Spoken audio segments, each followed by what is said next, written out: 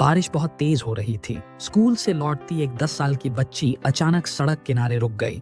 उसके कपड़े पूरी तरह भीग चुके थे, लेकिन वो अपनी छाती से कुछ कसकर लगाए खड़ी थी। सवाल यह था, वो खुद भीग रही थी, लेकिन जिसे पकड़ रखा था उसे भीगने क्यों नहीं दे रही थी। उस बच्ची का नाम था राधा। एक छोटे से कच्चे घर में रहती थी, जहाँ छत से पानी टपकता था और रात को अक्सर बिजली भी नहीं होती थी। उसके पिता मजदूर थे और माँ घरों में बर्तन धोती थी। लेकिन राधा के पास एक चीज थी, उसकी स्कूल की किताब। वही किताब जो उसके लिए किसी खजाने से कम नहीं थी। कई बार स्कूल में बच्चे हंसते थे, अरे तेरे बैग में तो बस एक ही किताब है। राधा बस चुप रहती थी, क्योंकि उसे पता था उस एक किताब को खरीदने के लिए उसकी माँ ने 2 दिन एक्स्ट्रा काम किया था। उस दिन अचानक तेज बारिश शुरू हो गई। बच्चे भागकर घर की तरफ दौड़ने लगे, लेकिन राधा धीरे धीरे चल रही थी, क्योंकि उसने अपना पुराना दुपट्टा निकालकर किताब के चारों तरफ लपेट लिया था। वो खुद पूरी तरह भीग रही थी, लेकिन किताब सूखी थी। रास्ते में खड़े एक शिक्षक ने ये सब देखा।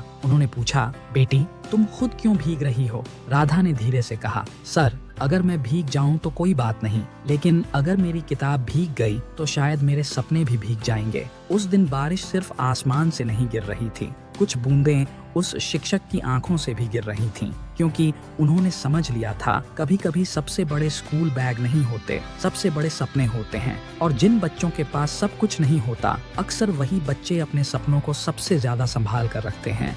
और शायद इसीलिए उनकी छोटी सी किताबों में पूरी दुनिया बदलने की ताकत छिपी होती है।